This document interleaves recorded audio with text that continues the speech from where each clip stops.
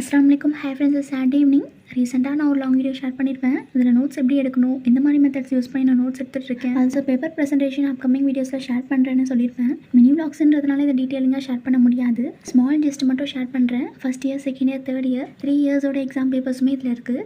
இதெல்லாமே நாங்கள் காலேஜில் எழுதுனது. எக்ஸாம் மார்க்ஸ் பொறுத்த வரைக்கும் பேப்பர் ப்ரெசன்டேஷன் நீட்டாக இருந்துச்சு அப்படின்னா டெஃபினட்டாக you will get a good marks. College student பொறுத்த வரைக்கும் பேப்பர் ப்ரெசன்டேஷன் சொல்லிட்டு அதிகமாக டியூட்டோரியல்ஸ் இருக்காதுன்னு நினைக்கிறேன். காலேஜில் ஸ்டாஃப்ஸ்லாம் சொல்லியிருப்பாங்கல்ல, ஸோ அந்த மெத்தட்ஸ் தான் நாங்கள் யூஸ் பண்ணியிருக்கோம். ஸோ அந்த டீட்டெயிலாக லாங் வீடியோவில் ஷேர் பண்ணுறேன். நான் ஆல்ரெடி ஒரு 3 வீடியோஸ் போஸ்ட் பண்ணியிருப்பேன். என்னென்னா, ஹவுஸில் ஷஃபியான்னு சொல்லிட்டு ஒரு சிங்கிள் பேரண்ட் இருக்காங்க. அவங்க சைல்டுக்கு ஆகஸ்ட் 14 அன்றைக்கி ஓப்பனாக சர்ஜரி பண்ணணும். ஸோ அமௌண்ட் அஃபோர்ட் பண்ண சொல்லி கேட்டிருந்தேன். இன்னைக்கு நான் கேட்டிருந்தப்போ அல்ஹம்துலில்லாஹ் நல்லபடியாக முடிஞ்சதுன்ற மாதிரி சொல்லியிருந்தாங்க. ஆல்சோ 1 மந்த் ஹாஸ்பிட்டல்லே ஸ்டே ஆகிற மாதிரி எல்லாம் ஓகே ஆனதும் டிஸ்சார்ஜ் பண்ணிடுவாங்க. நிறைய பேர் ஹெல்ப் பண்ணி இதுவாக பண்ணதுனால அவங்க தேங்க் பண்ணியிருந்தாங்க.